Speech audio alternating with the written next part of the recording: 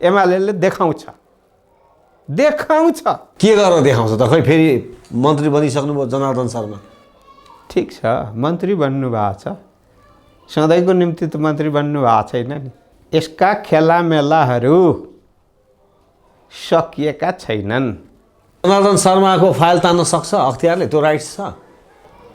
किन छैन? गठबन्धनको तपाईँले भण्डाफोर गर्नुहुन्छ। नेकपा एमाले गठबन्धनले गरेका अपराधपूर्ण कामको त हामीले पूजा गर्ने हो र? वामदेव गौतम चाहिँ के? वामदेव गौतम जहिले पनि घन्टीभित्रको एउटा घन्टी हुन्छ नि चारतिर, बिचको पेन्डुलम, जता पनि ठोकिने र जता पनि भाँडभैलो मचाउने र ठ्याङ आवाज निकाल्ने। ज्यान रहँदैन भनेर? हो, ज्यानकै धम्की। पत्रकारलाई ए ल्याङ्ग्वेज यही हो। यसरी ल्याङ्ग्वेज पत्रकारलाई त्यत्रो ठुलो ज्यानको धम्की आयो। पण्डितजी तपाईँले गम्भीर एलिगेसन लाउनुभयो। तपाईँको पत्रकारसँगै कुराकानी भएर यो जानकारी आयो कि अरू कसैले भनौँ पण्डितज्यू? अब जानकारी अभिनेता पल शाहको जुन घटना आयो त्यसमा तपाईँहरूकै पार्टीका माननीय गङ्गा चौधरीले संसदमै बोल्दैन हो। बोल्ने व्यक्तिलाई पनि विवादमा तान्ने कामहरू हुन्छ, किन हुन्छ भन्नुहोस् त?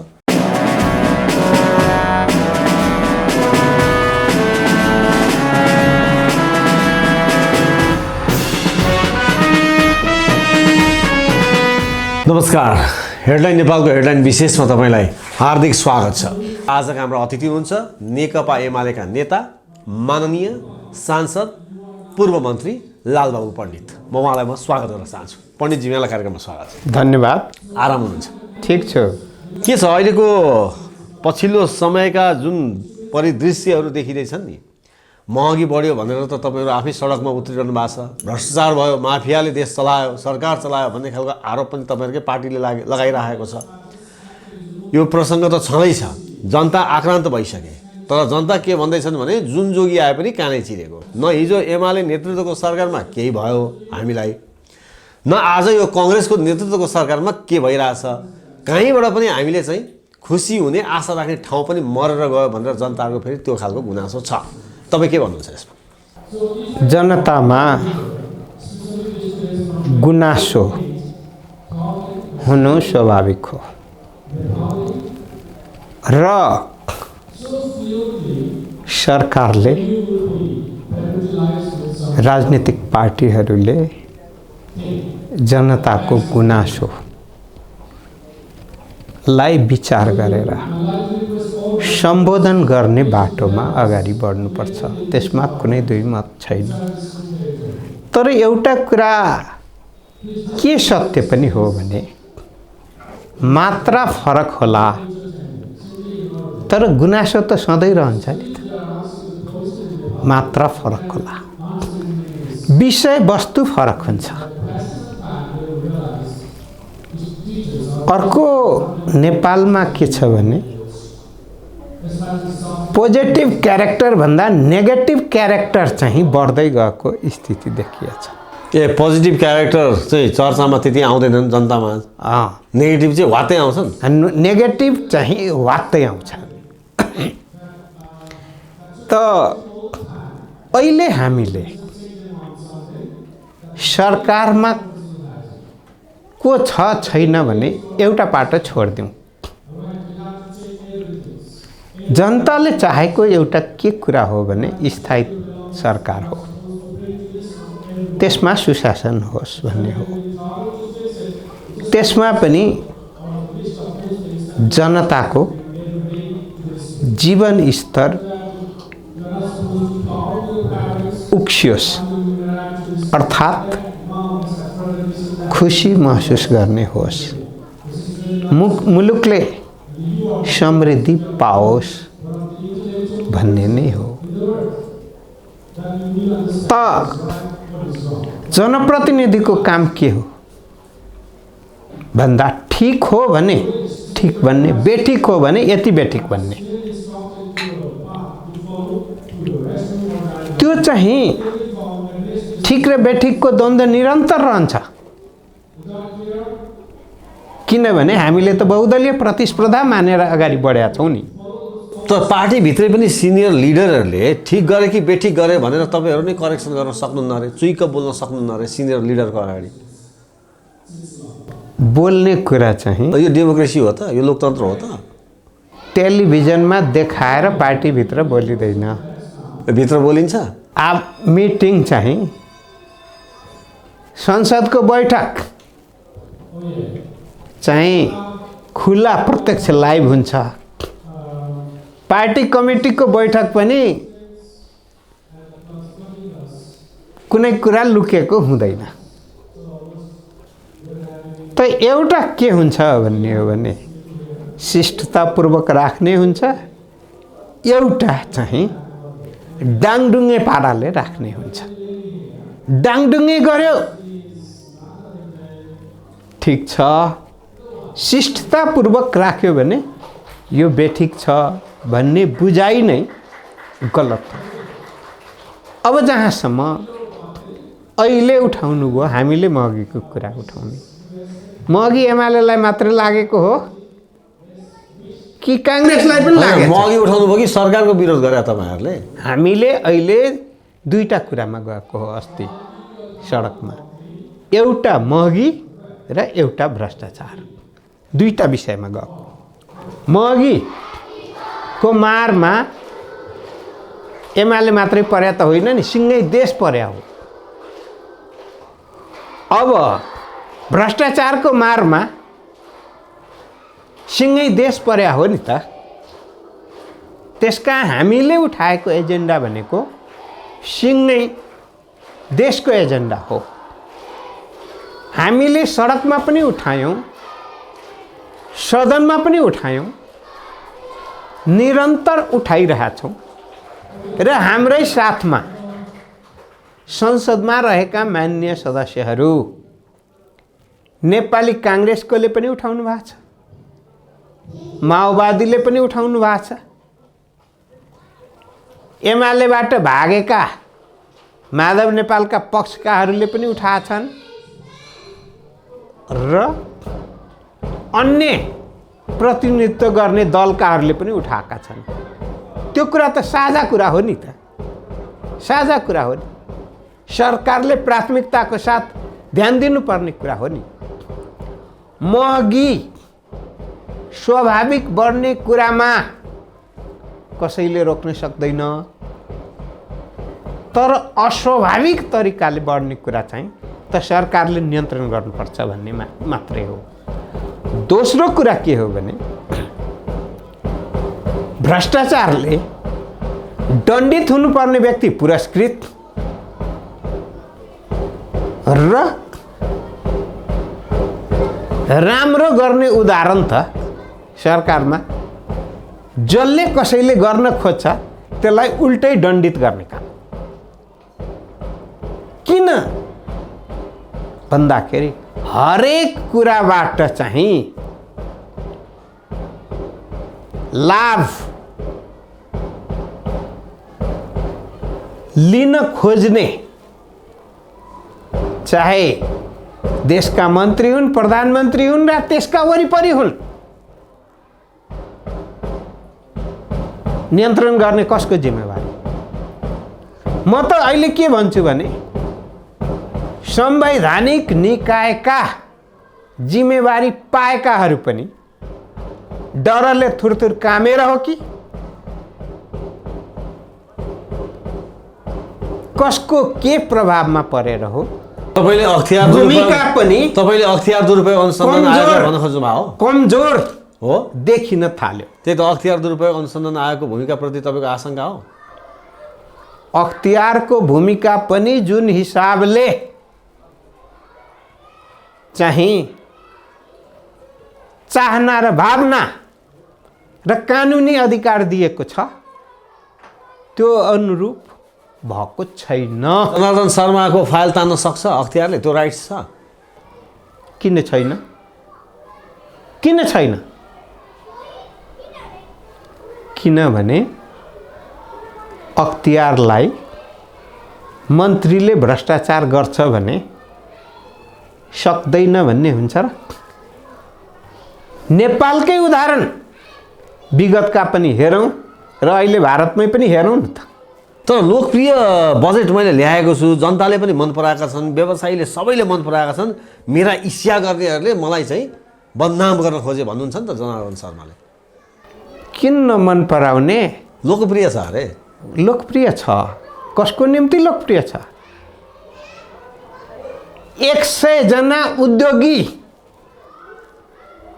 जसले लुट मचाएको छ त्यसैलाई लुटको निम्ति, खुसी गर्नको निम्ति दिया छ। जनता खुसी छन् अरे, उहाँले त त्यस्तै भन्नुहुन्छ।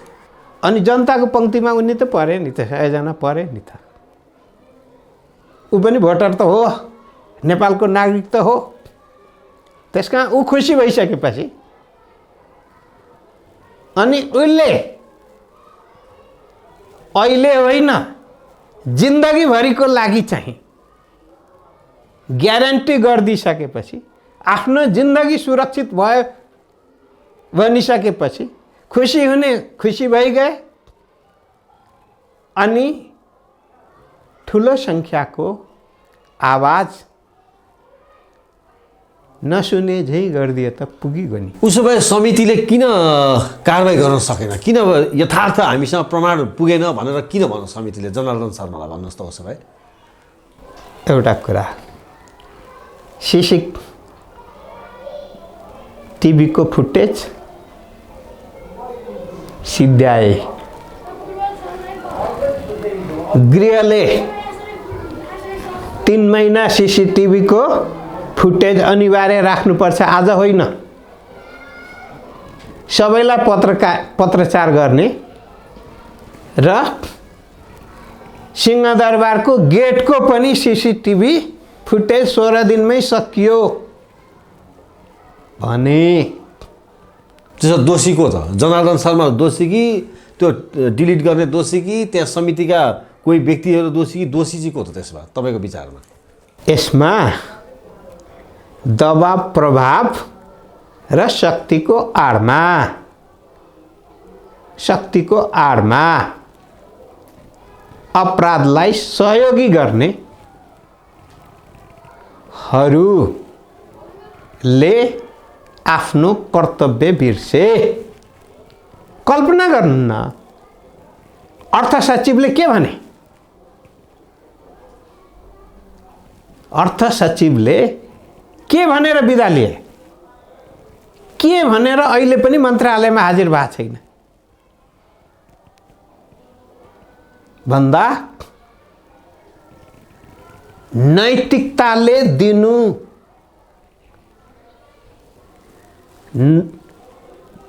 असह्य स्थितिमा बजेट निर्माण गराउने कुरा भयो, अपराध भयो। त्यसकारणले छोडेर हिँडेको हो कि होइन? अहिले पनि ऊ हाजिर नभएर बाहिर हिँडिरहेको स्थिति हो कि होइन? राजस्व सचिवले के बयान दिए कि म त सचिव हुँ भन्ने मलाई नै लाग्न छोड्यो। दिए कि दिएन? पत्रकारले के दिए? प्रमाण छ, स्रोत छ, तर खोज्ने जिम्मेवारी तपाईहरुको म चाहिँ दिन्न भने नि त। किन दिन्न भने मैले त सुनेको छु पत्रकारलाई दिएको हप्ता दिन भित्र तपाईको ज्यान रहदैन भनेर धम्की गर्यो। ज्यान रहदैन भनेर? हो, ज्यानकै धम्की? ज्यानकै धम्की पत्रकारलाई? पत्रकारलाई। तपाईलाई यो जानकारी कसरी आयो? हामीले पनि सम्बन्धित पत्रकार मार्फतै जानकारीहरू सुनिरहेका छौं नि त। विगतमा पनि मान्छे मारेर आएको फेरि पनि मार्नुपर्छ भने पछि हट्दैनौ भनेर चाहिँ ए ल्याङ्ग्वेज यही हो। यसरी ल्याङ्ग्वेज अझै भने कोटेश्वरमै एउटा व्यापारी मारिए नि, अपहरण गरेर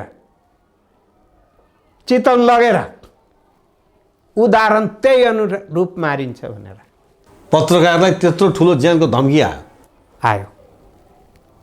अब स्रोत जसँग छ त्यही त्यसपछि मेरो ज्यान पनि त सुरक्षित हुनु पर्यो नि भन्ने हिसाबले समेत होइन ज्यान मार्ने धम्की भनेपछि त यो त आपराधिक मानसिकता भयो। आपराधिक मानसिकता बोकेकाहरू आज शासन सत्तामा छन्। पण्डितजी तपाईँले गम्भीर एलिगेसन लगाउनु भयो। आपराधिक गतिविधिमा लागेर राजनीतिक आवरणमा राजनीतिभित्र रहेका र अब आपराधिक इतिहासलाई पनि देखाउँदै राजनीतिक अपराध अब हुँदा हुँदा त आर्थिक अपराध गर्नेहरू त देश चलाउने ठाउँमा पुगेका छन् भने देश चलाउने ठाउँमा पुगेका छन् भने अनि पुरानो कुरा सम्झिँदा त मान्छे सम्झाउँदा त मान्छेबाट डर त उत्पन्न हुन्छ त। त्यसै कारणले गर्दा तपाईँको पत्रकारसँगै कुराकानी भएर यो जानकारी आयो कि अरू कसैले भनौँ पण्डितज्यू? अब जानकारी आजभोलि पाउनको निम्ति विभिन्न माध्यम छन्। सिधै भेट्नुपर्छ भन्ने छैन। सिधै भेट्नुपर्छ भन्ने छ र छैन। त्यसै कारणले गर्दा अहिलेको यो छानबिन समितिमा 27 बुँदे फरक मत राखेकै हो। बुझ्नुस् न, कल डिटेल माग्दा दिन मिल्दैन। होइन एमाले को हो? सीसीटीभी पनि मैले किन देखाउने भनिसक्नु उहाँले। अनि कल डिटेल त अझ एक स्टेप पछाडिको कुरा हो। पछिको कुरा हो। एमाले को हो भन्नुभयो। सीसीटीभी देखाउने त्यो एमाले को हो त भन्नुस् न। जुन बेलामा माग्यो त्यो बेलामा हतरपतर सिध्याउने हिसाबमा छैन भने हुँदा हुँदा पठाउने, अरू दिनको पठाउने, माग्यो एक दिनको पठाउने, अर्को दिनको। त्यो एमाले को हो अरे? त्यो प्रश्न पो आयो त। को हो? जनार्दन शर्माले भन्नुभएको सुन्नु भएन तपाईँले? को हो भन्ने त एमाले जनताको बिचमा छ, संसदमा छ, सबभन्दा ठुलो पार्टी हो। एमाले देखाउँछ। के गरेर देखाउँछ त? खै फेरि मन्त्री बनिसक्नुभयो जनार्दन शर्मा। ठिक छ, मन्त्री बन्नुभएको छ। सधैँको निम्ति त मन्त्री बन्नुभएको छैन नि। सधैँको निम्ति त यसका खेलामेलाहरू सकिएका छैनन्। फेरि आउँछन्, निरन्तर आउँछन्। बेला आएपछि अझै चर्को गरी आउँछ। समय आउँदैछ। अब योचोटि उसो बताउनुहोस् त, एमालेको चुनावी एजेन्डा के हो? केमा अगाडि बढ्छ नेकपा एमाले? चुनाव घोषणै भएको छैन त। चुनावी एजेन्डा तयार भएकै छैन। होइन, घोषणा त होला नि त। घोषणै नहुने त हुँदैन होला नि त। 2-4 दिन ढिलो चाँडो होला। नेकपा एमाले विकास सुशासन गरेर गलत अहिलेको नेतृत्वको सरकारले, जुन गठबन्धनको गाँठागुठी सरकारले जुन गरेका छन्, यसको भण्डाफोर गर्छौँ। एमाले सरकारले गरेका राम्रा कुराको प्रचार गर्छौँ। कुनै गलत भएको छ भने दण्डित हुनुपर्ने छन् भने कानुनी रूपमा दण्डित गर्न पनि निकायहरूलाई अधिकार छ। तर जनताको बिचमा हामी एक्लै गयौँ नि त, स्थानीयमा गयौँ नि। तर अहिले पनि प्रचण्डलाई नेकपा एमाले बोलाइराखेको छ त। उहाँले कोसँग बार्गेनिङ गरिराख्नु भएको छ, सुनेकै छु नि। चुनाव पछिको प्रधानमन्त्री मलाई दिनुहोस् भने। राष्ट्रपति केपी शर्मा ओली, प्रधानमन्त्री प्रचण्ड भनेर बार्गेनिङ भइरहेछ भन्ने सुन्नमा आउँछ। अनि राष्ट्रपति चाहिँ शेरबहादुर देउपा, प्रधानमन्त्री आरजू देउबा, कहिले प्रधानमन्त्री गगन थापा, कहिले प्रधानमन्त्री प्रचण्ड, कहिले राष्ट्रपति माधव कुमार नेपाल। अनि यो सबको रापताप सुन्दै बसेको चाहिँ उपेन्द्र यादव, अनि पछि पछि ढोल बजाइरहेको चित्रबहादुर केसी लगायत त गठबन्धनमै हुनुहुन्छ नि। भनेपछि गठबन्धनको तपाईँहरू भण्डाफोर गर्नुहुन्छ। नेकपा एमाले गठबन्धनले गरेका अपराधपूर्ण कामको त हामीले पूजा गर्ने हो र? जनताले त देखिरहेको छ नि, त गर्छौँ। तर अहिले पनि समाजवादीका कतिपय साथीहरूले भन्छन्, यो त मैले पार्टीको कुरा गरेँ, लालबाबु पण्डितले केपी ओलीलाई साथ दिएर राजनीतिमा अर्थहीन काम गरे भन्छन्। तपाईँलाई त्यो आरोप लाउँछ। अब आक्रोशपूर्ण तरिकाले व्यक्तिगत रूपमा आउनु अलग कुरा हो, होला कसैको इच्छा शुभेच्छा हुनु अलग कुरा हो। तर धेरैजसो चाहिँ अहिले समाजवादी बनाएर अपराध गऱ्यौँ, जिन्दगीमा भुल गऱ्यौँ, एमालेमा फर्किनु बाहेकको विकल्प छैन भनेर झलनाथजीदेखि लिएर चर्का भाषण गर्ने रामकुमारी झाँक्रीदेखि लिएर जगन्नाथ खतिवडादेखि लिएर कतिको नाम जोडाउनु। वामदेव गौतम चाहिँ के? वामदेव गौतम जहिले पनि घन्टीभित्रको एउटा घन्टी हुन्छ नि चारतिर, बिचको पेन्डुलम, जता पनि ठोकिने र जता पनि भाँड भैलो मचाउने र ठ्याङ आवाज निकाल्ने बाहेकको केही होइन। हो। अब भनेपछि तपाईँ नेकपा एमालेमा अहिले जुन खालको पोजिसन तपाईँलाई दिएको छ पार्टीले जिम्मेवारी, त्यसमा तपाईँ सेटिस्फाइड हुनुहुन्छ? मैले पदीय हिसाबले स्वार्थको हिसाबले मात्रै लाग्दा चाहिँ सन्तुष्ट हुने र सन्तुष्ट नहुने अर्को कुरा हो। हामीले चाहिँ प्रष्ट के बुझ्नुपर्छ भने पार्टीले दिएको जिम्मेवारी वहन गरेर लाग्छौँ। पार्टीलाई सबभन्दा ठुलो बलियो पार्टी प्रभावकारी बनाउने काममा पनि लाग्छौँ र देश र जनताको सेवा गर्नमा निरन्तर लागिराख्नेछु। तपाईँको अडिक हुनुहुन्छ यसमा? अडिक छु। अब एउटा कुरा बताइदिनुहोस् त, अहिले पछिल्लो समयमा जुन किसिमले नयाँ दलहरू पनि आए होइन, स्वागत नेपालको दल छ, यो पुण्य प्रसाई भन्नेले दल खोलेको छ, रमेश खरेलले दल खोल्नु भएको छ, पछिल्लो समय रवि लामिछानेको नेतृत्वमा समेत राष्ट्रिय स्वतन्त्र पार्टी भने निर्वाचन आयोगमा दल दर्ता भएको चुनाव चिन्ह घन्टी। एकातिर यो खालको नयाँ दल, अर्कोतिर अब पछिल्लो हामीले लोकल इलेक्सनको कुरा गर्दाखेरि काठमाडौँ महानगरपालिकामा बालेन शाह प्रमुख रूपमा विजय प्राप्त गर्नुभयो, धरान उपमहानगरपालिकामा हर्क साम्पाङ राईले विजय प्राप्त गर्नुभयो, कैलालीमा फेरि एकजना हमालजीले चाहिँ विजय प्राप्त गर्नुभयो। यो खालको अवस्था समग्र हेर्दा तपाईँलाई के लाग्छ, आगामी निर्वाचन विगतको निर्वाचन जस्तै पार्टीगत रूपमै मतदाताहरू अगाडि बढ्नेछन् कि यसपटक चाहिँ गजबकै निर्वाचन हुनेवाला छ? बर्खामा चाहिँ धेरै खालका च्याउहरू उम्रिन्छन्, बोट बिरुवा उम्रिन्छन्। बर्खा सकिसकेपछि त्यो देखिँदैन। त्यस कारणले यो अहिले अलि दलदलभित्रको दलहरू निक्लेका हुन्। चुनावपछि यी दलदल सकिन्छन्, दल पनि सकिन्छन्। चुनावपछि तर अहिलेको मान्छेको जुन वितृष्णा छ नि पब्लिकको, त्यो वितृष्णा कहाँ गएर पोखौँ भन्ने भएको छ। तपाईँको बालेन शाह हर्क साम्पाङको मतले त्यो देखाएन, त्यो सङ्केत गरेन? लगायतका स्वतन्त्र उम्मेदवार कति ठाउँमा बाजी मारे?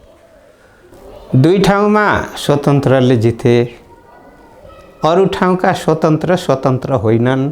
पार्टीका फ्रस्टेड व्यक्ति हुन्। हो, त्यस कारणले कतिपय मान्छेले धेरै फ्रस्ट्रेसन आयो भने जङ्गल खोज्छन्, मन्दिर खोज्छन्, कोही परदेशतिर पनि खोज्छन्। सक्दै नसक्ने भयो भने त खोलातिर पनि हाम फाल्छन् र कोहीले चाहिँ फ्रस्ट्रेसनको सीमै नाग्यो भने डोरी खोज्न थाल्छन्। त्यसका फ्रस्ट्रेटेडहरूको फ्रस्ट्रेसनमा रमाउनेहरूको पछि लागेर होइन, उहाँहरूलाई चाहिँ फ्रस्ट्रेसनबाट मुक्त गर्नेतर्फ हामी लागिरहेछौँ, निरन्तर लाग्छौँ। नेपालको राजनीतिक पार्टीहरू लाग्नुपर्छ, यो समाज लाग्नुपर्छ भन्ने मलाई लाग्छ। अब जस्तो मैले एउटा सानो सोसियल प्रसङ्ग जोडेँ, जस्तो राजनीतिक दलका नेताहरू हाम्रो देशमा कस्तो पोलिटिकल चाहिँ कल्चर भयो भने राजनीतिक इस्युमा बोल्ने तर सोसियल इस्युमा बोल्न बडा कन्जुसाइ गर्ने र कसैले बोल्यो भने पनि त्यसलाई चाहिँ नि एउटा विवादमा तान्दिने। जस्तो कि पछिल्लो समयमा अभिनेता पल शाहको जुन घटना आयो त्यसमा तपाईँहरूकै पार्टीका माननीय गङ्गा चौधरीले संसदमै बोल्दैन हो, अन्य माननीयले पनि त्यहाँ केही कुराहरू बोले। यो खालको स्थिति किन आउँछ? सोसियल इस्युमा तपाईँहरू चाहिँ किन त्यसलाई निकास दिन चाहिँ चाहनुहुन्न, वा राजनीतिमा मात्रै तपाईँहरूको फोकस हो कि सोसियल इस्युलाई चाहिँ राजनीतिले प्रश्रय दिन नचाहेको हो कि, र बोल्ने व्यक्तिलाई पनि विवादमा तान्ने कामहरू हुन्छ, किन हुन्छ भन्नुहोस् त? कानुन र कानुनलाई बुझ्ने फरक फरक तरिका हुन्छ। अब जहाँसम्म कानुनी रूपमा दण्डित हुने, सेन्टिमेन्टल रूपमा भन्ने हो भने माफ दिइसकेपछि माफ पाइहाल्नुपर्छ भन्ने हो। र दोहोरो चरित्र राजनीतिमा भन्नुभयो, जसले त्यही अपराधभित्र एक दिन एउटाले भन्छ अपराध गरेकै हो, जिल्ला जिल्लामा गएर निवेदन दिन्छ, सामाजिक सञ्जालमा आउँछ, अनि अलि दिनपछि के स्वार्थपूर्ति हुन्छ र अपराध भएकै होइन। कानुनी रूपलाई के भन्नुपर्छ? नाबालकलाई बलात्कार गरियो भन्ना साथ मुख हेरेर क्षमा दिनुपर्छ कि कानुन अनुसार दण्डित हुनुपर्छ भन्ने। हाम्रो के छ भने मुख हेर्यो भने एकछिन क्षमा दिदिउँ, कानुन हेर्ने हो भने क्षमा दिन नमिल्ने। अपराध त अपराधै हो नि। हामीले अपराधी समाज जन्माउन खोजेको हो र? त्यसकारण राजनीतिक आवरणमा पनि कसैले अपराध गर्नु हुँदैन। एउटा कुरा, अपराधलाई अपराधै भन्नुपर्छ। खुसी लाग्यो एक दिन चाहिँ जायज भन्ने, अर्को दिन चाहिँ अपराध भन्ने, यो चिन्तन नै गलत हो। राजनीतिक व्यक्तिले त संविधान मान्छु, ऐन कानुन मान्छु, कसम खाएको हुनाले गर्दा संविधान त कानुन त र अपराधलाई अपराध भनेर, अनि यो सामाजिक विषय हो भनेर अपराधिक कुरालाई चाहिँ सामाजिक विषय वस्तु बनाएर अनि बोल्दिन मिल्छ? त्यसकारण मिल्दैन। त्यसै कारणले गर्दाखेरि राजनीतिज्ञले बोल्दाखेरि अरू साधारण मान्छेले बोले जस्तरी बोल्न मिल्दैन। किनभने त्यसको सकारात्मक र नकारात्मक दुईटै जवाब दिनुपर्ने भएकोले गर्दाखेरि कानुनको भाषा र न्यायको भाषा बोल्नुपर्छ भन्ने मलाई लाग्छ। तर नेपालमा आजको विद्यमान कानुनमा, हुन त अब कानुन बनाउने एउटा व्यक्ति तपाईँ पनि हो, धेरै बाह्य प्रभावहरू परे र पछिल्लो समयमा हाम्रो सोसाइटीको सोसियल स्ट्रक्चरमाथि खेल्ने काम हाम्रो धर्म संस्कृति लगायतमा धेरै प्रहार भयो। जात जातिमा भिडाउने प्रयास भयो, त्यो पनि असफल भए। धार्मिक द्वन्द्व गराउने प्रयासहरू अहिले पनि भइरहेको छ, त्यहाँ पनि असफल छन्। अब चाहिँ यो जेन्डर वाइज वर्ल्डमै नभएको एक किसिमको द्वन्द्व मचाउनलाई चाहिँ विभिन्न किसिमका चलखेल चाहिँ एनजिओज र डलरहरूले चाहिँ गरिरहेका छन् भन्ने खालका गुनासाहरू पनि अहिले आम सर्वसाधारणमा उठिरहेको छ।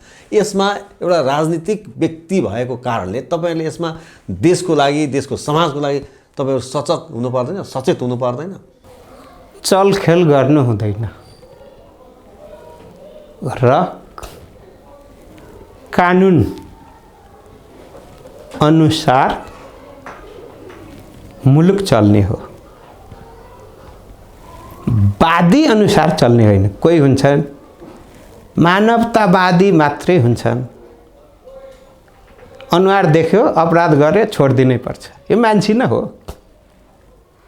कोही नारीवादी हुन्छ, नारीले अपराध गरे पनि यो नारी भएकोले छोडिदिनुपर्छ भने कोही मात्र राजनीतिक कुरा गर्छ, यो राजनीति गर्ने भएकोले गर्दा यसले अपराध गर्यो त्यसकारण यसलाई छोडिदिनुपर्छ भन्छ। कोही धार्मिक प्रवृत्तिको होला। देश नारीवादीले चलेको हो कि मानवतावादी मात्रले चलेको हो कि धर्मवादीले चलेको हो कि जातवादीले चलेको हो कि क्षेत्रीयवादीले चलेको हो कि? देश त संविधान र ऐन कानुनले चल्ने हो नि त। त्यसैको लागि संविधान चाहिएको होइन, त्यसैको लागि ऐन कानुन चाहिएको होइन र यो बनाउनकै निम्ति जनतामा बाट निर्वाचित जनप्रतिनिधि चाहिएको हो कि होइन?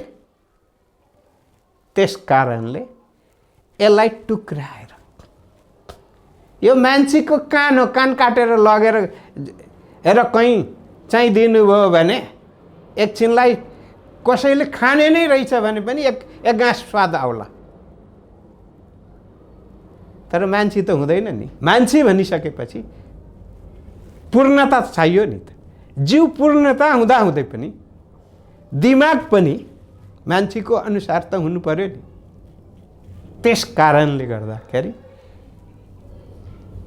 साधारण भाषामा भन्छन् एकल काटे, एक पाखे, एक मुखी त्यस्तो भएर देश चल्दैन। राजनीतिज्ञहरू त्यसरी चल्नु हुँदैन, पार्टी पनि यसरी चल्दैन।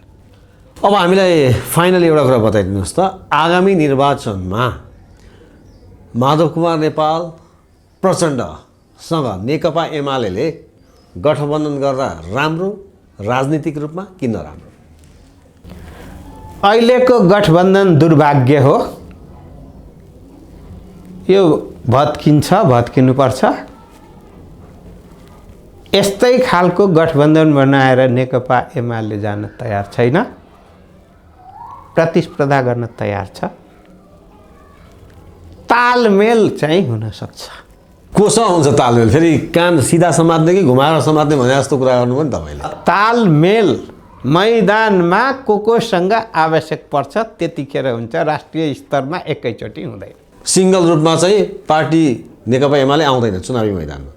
सिङ्गल रूपमा आवश्यक पर्दा सिङ्गल रूपमा आउँछ, सहयोग लिनुपर्ने ठाउँमा सबैसँग सहयोग लिएर अगाडि बढ्छ। चुनावी रणनीति यही हो नेकपा एमाले? प्रष्ट बुझा यही हो। हुन्छ पण्डितजी, यहाँले हामीलाई समय दिनुभयो, हामीसँग कुराकानी गरिदिनु भयो, हाम्रा दर्शकलाई केही कुराहरू जानकारी पनि गराइदिनु भयो। यहाँलाई धेरै धेरै धन्यवाद छ। हस्, धन्यवाद। नमस्कार। नमस्ते।